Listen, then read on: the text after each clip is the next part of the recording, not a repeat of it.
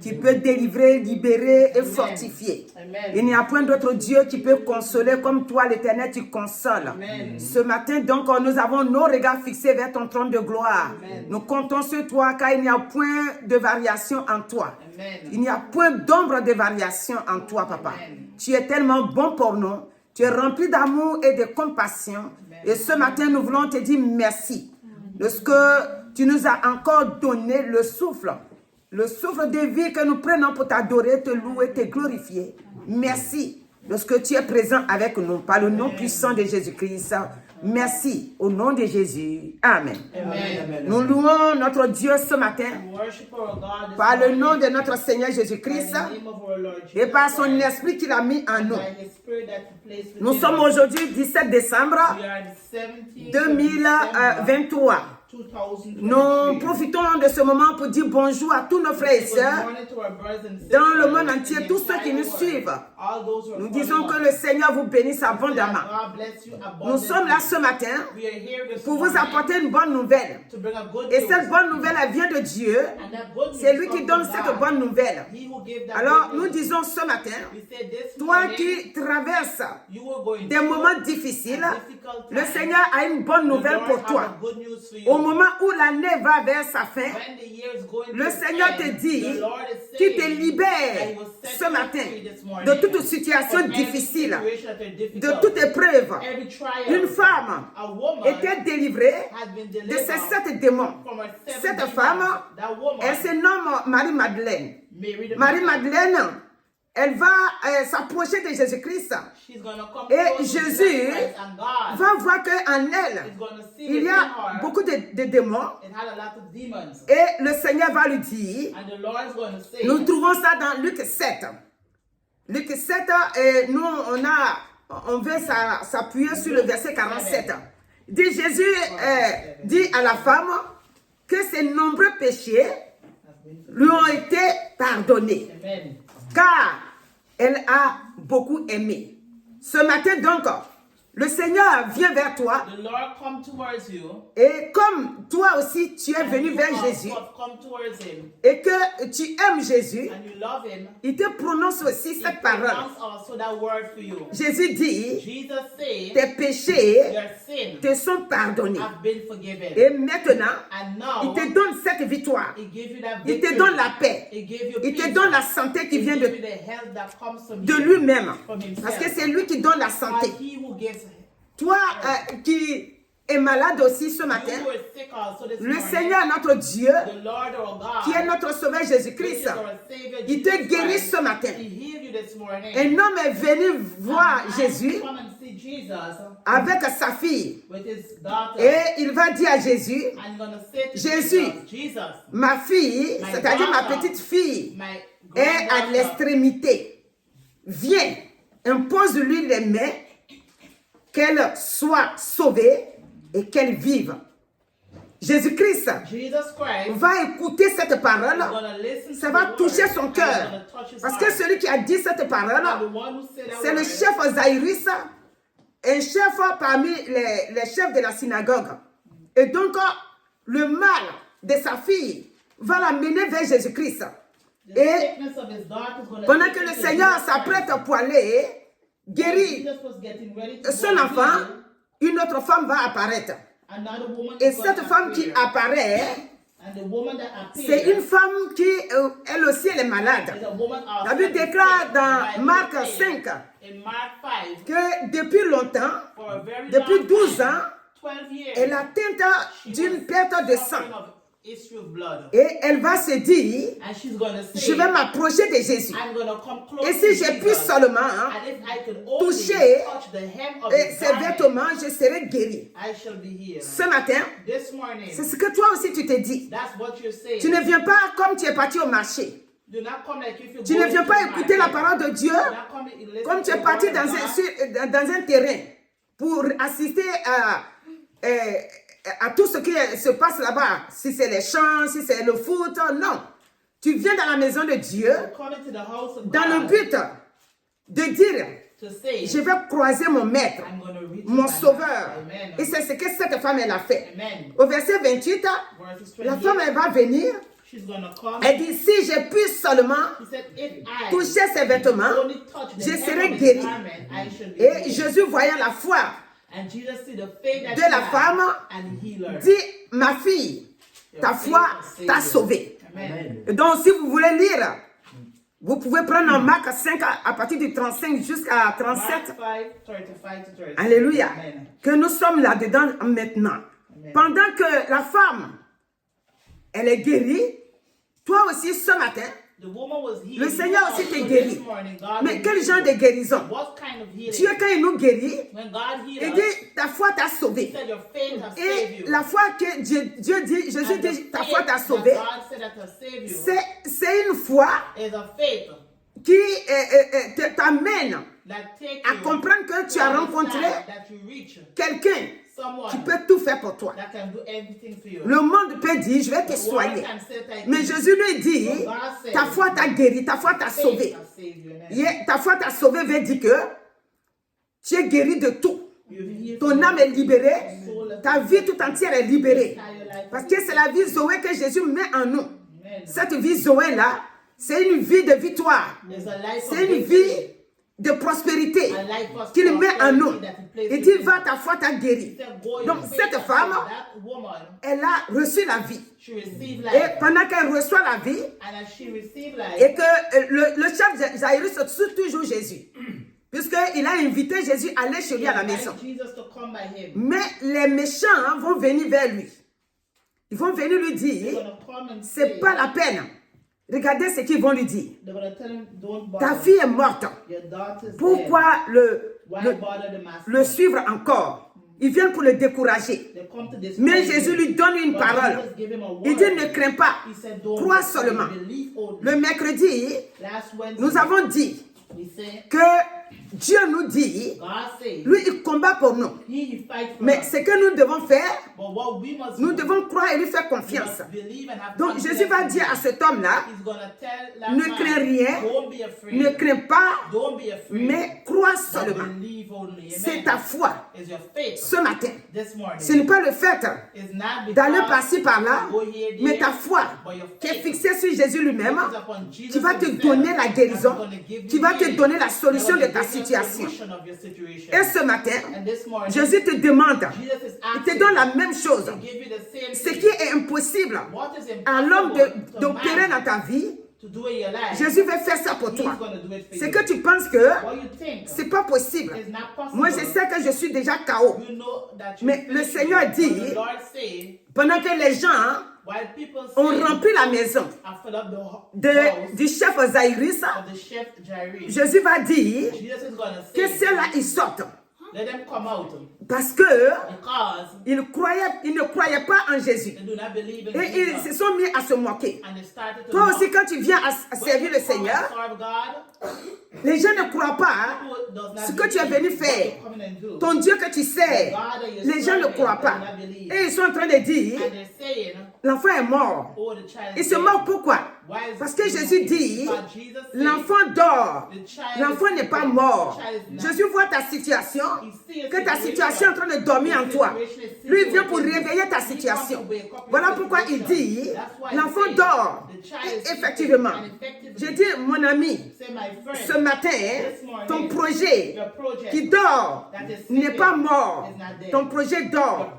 Mais si seulement tu crois, ce matin, ce projet-là, Jésus-Christ va le ressusciter.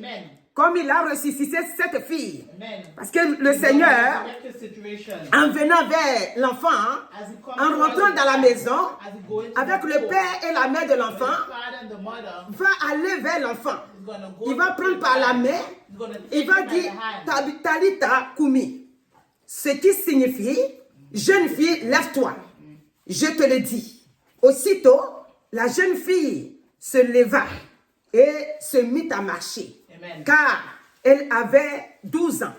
Ce matin, mon frère, ma soeur, mon ami, ce message te concerne. Ta situation est pourrie. Mais si tu viens vers le Seigneur, ce matin, il a une solution pour toi. Parce que lui, rien n'est mort dans sa main. Il ressuscite tout.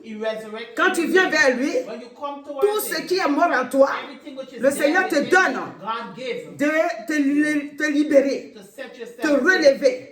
Ta situation financière est catastrophique. Ce matin, le Seigneur dit, il faut que tu crois en lui. En comptant sur lui, lui Dieu, il t'amène à voir autrement et à marcher autrement. Et il vient à ton secours pour que tu sortes de cette situation qui t'empêche. Là en ce moment, tout le monde est en train de faire la fête. Tout le monde fait les courses, fait les démarches pour la fête qui arrive. Mais toi, mon frère, ma soeur, ce matin, il y en a qui sont en deuil. Si tu es en deuil, pendant que les autres rient, pendant que les autres sont en train de faire la fête, toi, tu es en train de pleurer. Mais ce matin, le Seigneur te dit, il a une parole pour toi, une bonne nouvelle, pour que tu ne pleures pas, mais que tu aies la force pour te lever, et marcher sur la tristesse, sur l'angoisse, sur vraiment la faiblesse qui t'a gagné. Pourquoi? Parce que tu as perdu quelqu'un. Quelqu'un qui t'est cher et tu sais quoi faire. Et le Seigneur dit, il est ton consolateur. Viens à lui. Il est ton consolateur et il peut tout faire pour toi. Ce matin, regardez Jésus lui-même. Quand il part en mission, il va voir des gens malades. D'autres, c'est des démoniaques, c'est des lunatiques, c'est des gens qui n'ont plus la solution pour eux-mêmes. Et d'autres ont des douleurs dans leur corps. Mais le Seigneur, toutes ces personnes, il va les guérir. Et ce matin, le Seigneur vient à toi pour essuyer tes larmes. Il dit, si j'ai guéri cela, mon esprit est encore dans le monde. Mon esprit vit encore. Et mon esprit va te toucher. Si tu crois réellement, mon esprit va te toucher. Et tu ne rentreras pas dans la nouvelle année avec la tristesse. Car il est le Dieu qui console. Il est le Dieu consolateur. Et donc, si tu viens à lui, Dieu dit, il va te consoler. C'est quoi Paul va nous dire dans 2 Corinthiens 7, le verset 6. Il dit, mais Dieu qui console ceux qui sont abattus nous a consolés par l'arrivée de Tite. Mais Dieu, il console. Il va maintenant te consoler. Et il dit, l'Éternel ne t'abandonnera pas. Les gens ont abandonné Paul. Mais il dit ici que Dieu ne les a pas abandonnés. Alléluia. Si nous prenons 2 Corinthiens, nous allons voir cela. Il dit, les autres les ont abandonnés. Mais Dieu ne les a pas abandonnés. Donc, 2 Corinthiens 7 et le verset 6. Alléluia. Donc, il dit, mais Dieu qui console ceux qui sont abattus nous a consolés par l'arrivée de Tite. Et non seulement par son arrivée, mais encore par la consolation que Tite lui-même ressentait à votre sujet. Il nous a raconté votre ardent désir, vos larmes, c'est-à-dire il pleurait, votre zèle pour moi, en sorte que ma joie a été autant plus grande. Alléluia. Donc les gens peuvent vous abandonner, Dieu lui n'abandonne pas. Dieu vient toujours au secours. Dieu vient au secours pour libérer et pour sauver. Si nous prenons Somme 34, le verset 19 dit, là c'est ceux qui se sentent abandonnés. Dit, l'Éternel est près de ceux et qui ont le cœur brisé. Et il sauve ceux qui ont l'esprit dans l'abattement. Ils sont abattus. Dieu ne les abandonne jamais. Dieu est au contrôle de leur vie. il vient à leur secours. Donc, en ce moment, là où nous sommes, où les gens sont en train de courir de gauche à droite, toi, tu te demandes comment ceux-là font. Moi, je suis abattu. Moi, je n'ai personne. Je suis seul. Le Seigneur dit, tu n'es pas seul, parce qu'il est avec toi. Quand nous prenons Somme 27, le verset 10 nous dit, car mon père et ma mère m'abandonnent, mais l'Éternel me recueillera. L'Éternel recueille toujours. Il n'abandonne pas ses enfants. Il les garde, il les protège. Donc, si nous prenons Jean 14, il est le Dieu qui console, le Dieu qui a son esprit, qui vient à notre secours. Et donc, Jean 14, on va nous parler de la consolation du Saint-Esprit. Parce que le Saint-Esprit, c'est lui qui donne la consolation. Donc, je vous laisse Jean 14. Comme ça, vous allez voir Jean 14. Et nous, là, on va lire le verset 26. Il dit, mais le consolateur, l'Esprit Saint, que le Père enverra en mon nom, vous enseignera toutes choses et vous rappellera tout ce que je vous ai dit. Donc, le Saint-Esprit est notre consolateur. C'est lui qui vient à notre secours lorsque on traverse des moments difficiles. Donc, vous pouvez lire et vous allez voir la consolation que Dieu nous a donnée là-dedans. Si nous allons dans Somme, dans Ésaïe 54, dans Ésaïe 54, va nous montrer aussi qu'on peut être abandonné, mais Dieu ne nous abandonne pas. Là où tout le monde est en train de faire la fête, mon frère, ma soeur, le verset 4 que nous allons lire tout à l'heure, d'autres ont leur mari qui les ont abandonnés pour partir. Et elles sont toutes seules. Ou vice-versa. La femme est partie, le monsieur est resté seul. Mais le Seigneur dit, ne crains pas, car tu ne seras point confondu. Et ne rougis pas, car tu ne seras pas déshonoré. Mais tu oublieras la honte de ta jeunesse. Et tu ne te souviendras plus de ton opprobre, de l'opprobre de ton veuvage. Alléluia. Dieu est celui qui nous console pour nous dire de ne pas nous décourager parce qu'il est avec nous. Si le mari est parti, si la femme est partie, mais Dieu reste avec toi. Dieu est toujours là et il te change la solution. Ce que l'ennemi a pensé que tu traverses et que tu ne pourras pas être dans la paix, Dieu vient changer cette situation-là. Alléluia. C'est pourquoi ce matin, je te conseille de t'attacher au Seigneur. Parce qu'il est le Dieu qui console. Si nous prenons Habakkuk 3, 18 et 19, il dit toutefois, je veux me réjouir en l'Éternel. Je veux me réjouir en l'Éternel dans le Dieu de mon salut.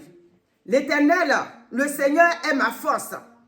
Il rend mes pieds semblables à ceux des biches.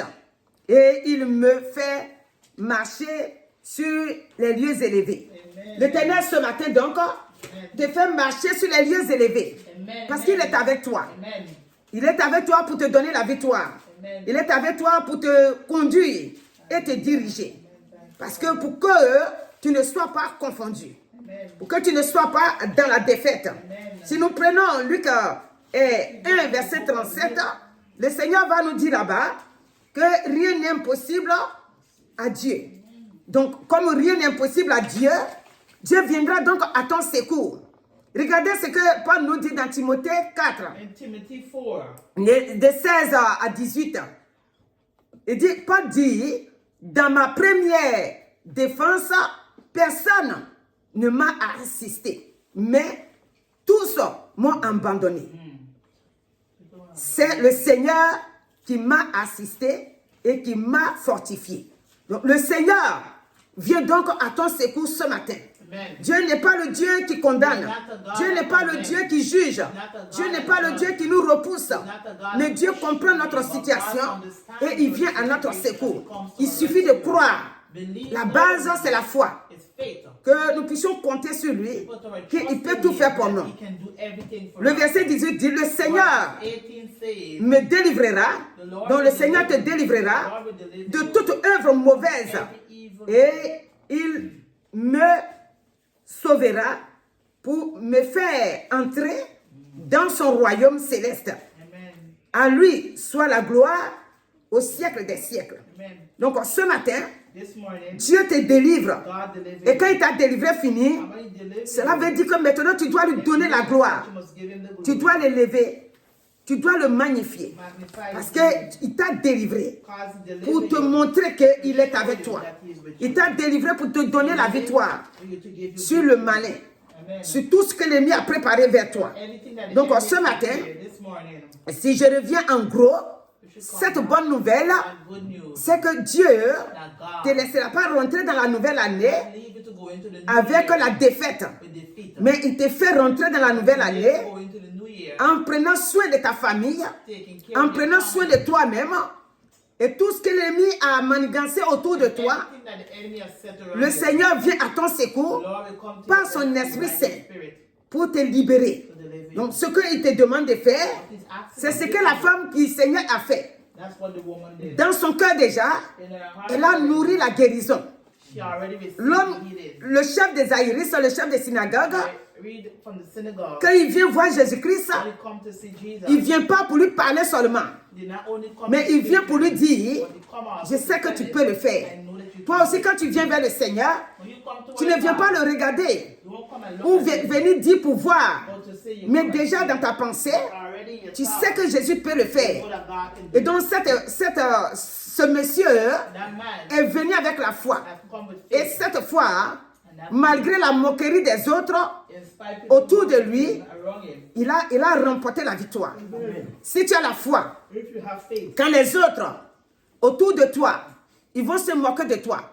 Quand les autres, ils vont te critiquer. Quand les autres, ils vont te tourner le dos, ta foi va opérer. Et donc, la foi de ce monsieur qui l'a fait venir vers Jésus-Christ, lui a donné sa fille. Il a dit maintenant, sa fille doit se lever et marcher.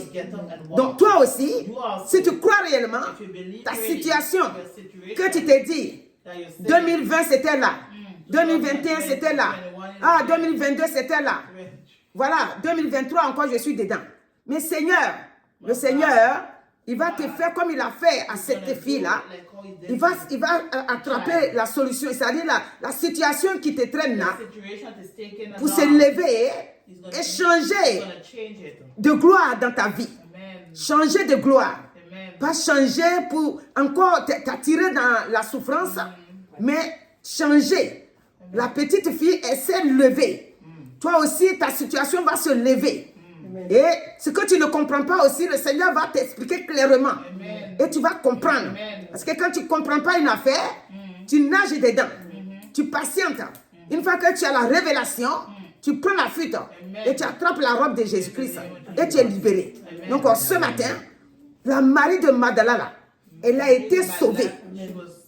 Quand le monsieur disait, c'est-à-dire l'homme qui a invité Jésus, quand il disait que si Jésus-Christ était vraiment un prophète, il allait savoir qui est en train de le toucher.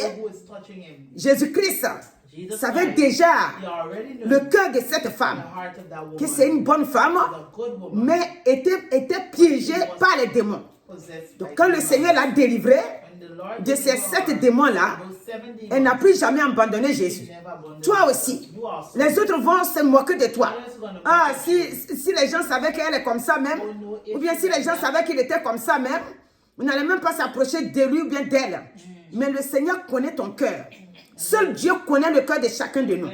Dans toutes les affaires, Dieu seul connaît notre cœur. Et comme Jésus sait qu'elle a un bon cœur, Dieu l'a libérée de ses péchés, des jugements que les gens emmenaient vers lui, des jugements pour dire qu'elle n'est pas une bonne femme. Dieu l'a libérée totalement. Donc ce matin, c'est ta délivrance aussi. C'est ta délivrance.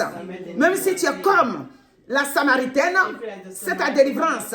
Quel que soit ce que tu es, Dieu vient vers toi pour dire cette année, c'est ton année. Alléluia. Je crois que vous chantez un chant comme ça. Cette année-là, c'est ton année. Ce n'est pas une année où tu vas traîner encore la bosse pour partir là-dedans. Cette année-là, la bosse est tombée. C'est comme la femme dans Luc 13. La femme qui avait la bosse. Jésus, quand Jésus l'a vue, pourquoi Jésus l'a vue? Parce que son cœur était attaché à Dieu. Et Jésus l'a vu dans le temple.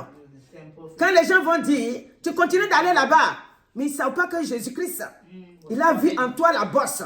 Il va faire tomber cette bosse. Et tu auras la victoire. Donc que Dieu te bénisse ce matin. Parce qu'il est le Dieu qui guérit. Il va te donner des yeux spirituels comme physiques. Pour voir comme l'aveugle Bartimée. Dieu vient à ton secours, toi et ta famille. Il ne vient pas te délivrer toi seul. Sinon, ce n'est pas une délivrance. Parce que ta délivrance seule, tu vas rentrer encore dans ta maison, ça t'attend là-bas avec tes enfants. Mais quand il te délivre toi et ta famille. Tous tes enfants sont libérés. Et la vie, toi, t'accompagne.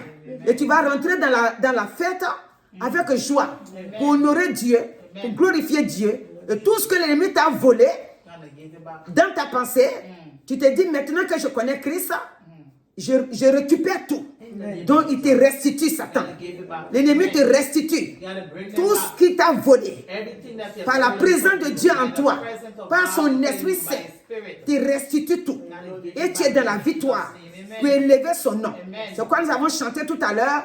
Il est l'agneau de Dieu. Il est le roi, il est l'agneau de Dieu. Jésus est le roi, il est l'agneau de Dieu. L'agneau de Dieu qui ôte le péché du monde. L'agneau de Dieu qui libère. L'agneau de Dieu qui ressuscite celui qui est mort. L'agneau de Dieu qui vient au secours de ceux qui sont dans la défaite. L'agneau de Dieu qui vient au secours de ceux qui n'ont personne. Oh, l'agneau de Dieu, il est bon. Donc que Dieu te bénisse ce matin. Et que ton cœur soit dans la paix. Et que tu sois riche, richement béni. Parce que tu crois en lui. Il ne te laissera pas dans la honte, mais il te fait sortir des situations compliquées que tu traverses. C'est lui qui prononce ça pour toi.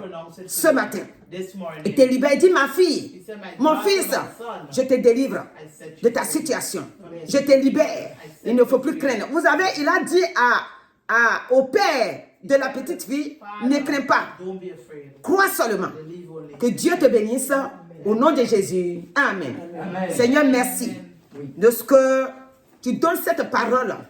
Tu nous as dit aujourd'hui, c'est la bonne nouvelle que tu nous donnes.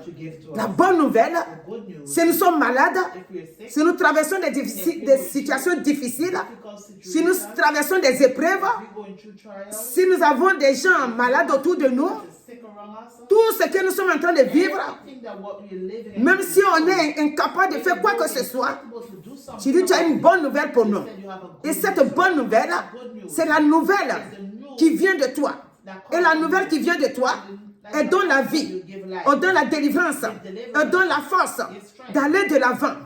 Elle restaure le corps, elle restaure l'âme, elle restaure notre vie tout entière. Et ton sang nous barricade. Cette bonne nouvelle repousse nos ennemis, repousse tous ceux qui veulent à tout prix nous attirer dans le trou. Cette bonne nouvelle nous donne la joie. Quel que soit ce que les autres vont faire pour que nous soyons dans la tristesse, cette bonne nouvelle, elle est venue pour nous donner la joie. Nous ne connaissons pas la tristesse, nous ne connaissons pas l'angoisse, parce que la bonne nouvelle de Jésus-Christ vit en nous et nous fait avancer. Donc ce matin, que Saint-Esprit de Dieu te conduise et t'accompagne et te donne la victoire au nom de Jésus-Christ. Amen. Alléluia.